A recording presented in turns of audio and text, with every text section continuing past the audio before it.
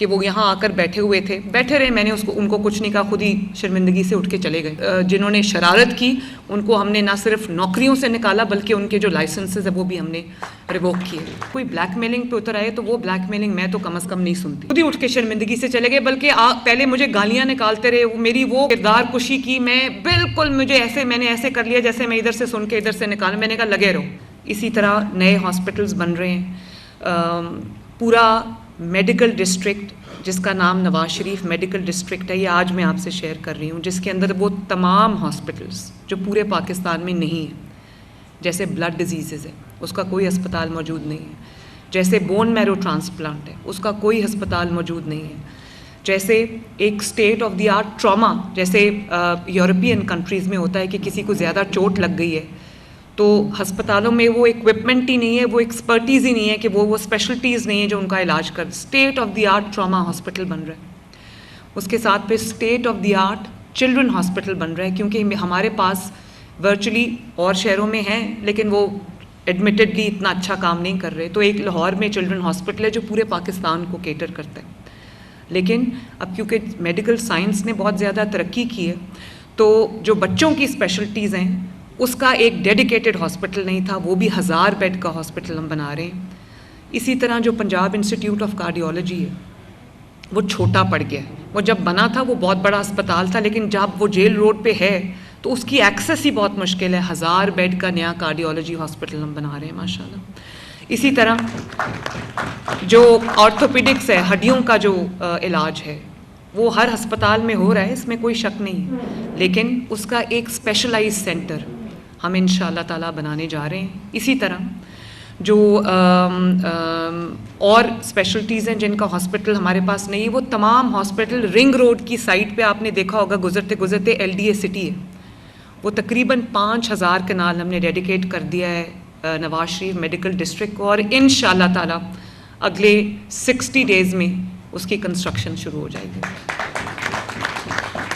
اور میرا ارادہ یہ ہے کہ کم از کم 3 جو ایک تو لاہور ہو گیا, ایک پنڈی میں اور ایک صدرن پنجاب میں, ساؤتھ پنجاب میں ہم یہ میڈیکل ڈسٹرکٹس جو ہیں بنائیں تاکہ لوگوں کو لانگ ڈسٹینسز ٹریول کر کے نہ آنا پڑے.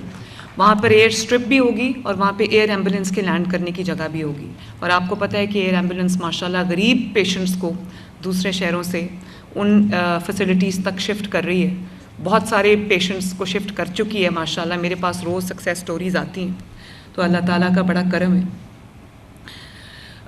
اس کے علاوہ میں نے اب ہم انسولین کا پروگرام شروع کرنا چاہ رہے ہیں, اور شروع کر بھی دیا ہے ہم نے, کہ گھروں پہ بچوں کو انسولین جو ہے وہ ان کی کولڈ چین ہم نے ڈیولپ کی, ان کے گھروں پہ ان کو ڈیلیور ہوگی.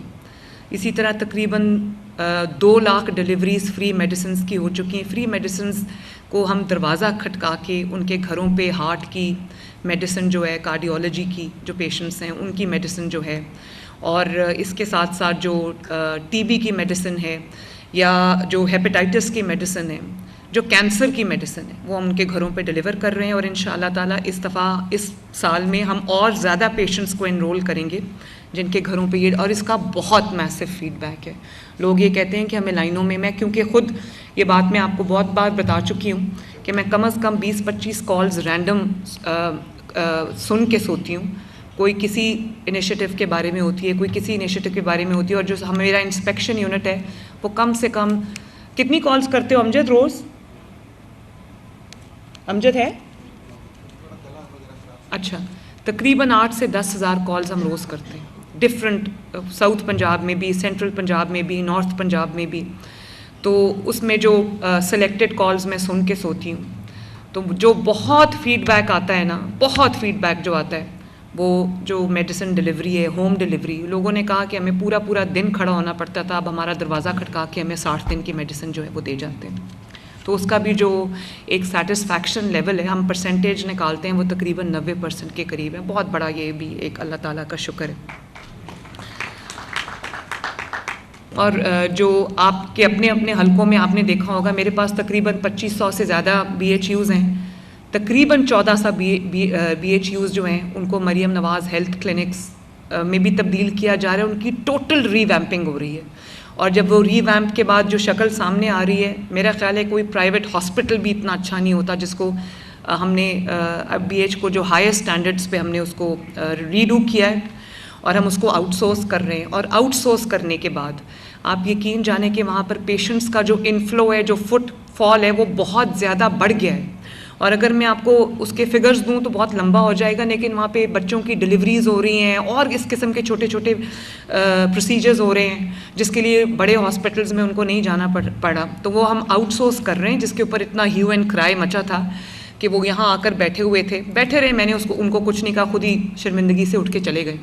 لیکن پہلی دفعہ یہ ہوا ہے کہ حکومت بیک فٹ پہ نہیں گئی، ان کی بلیک میلنگ میں نہیں آئی. ان کو جنہوں نے شرارت کی ان کو ہم نے نہ صرف نوکریوں سے نکالا بلکہ ان کے جو لائسنسز ہیں وہ بھی ہم نے ریووک کیے.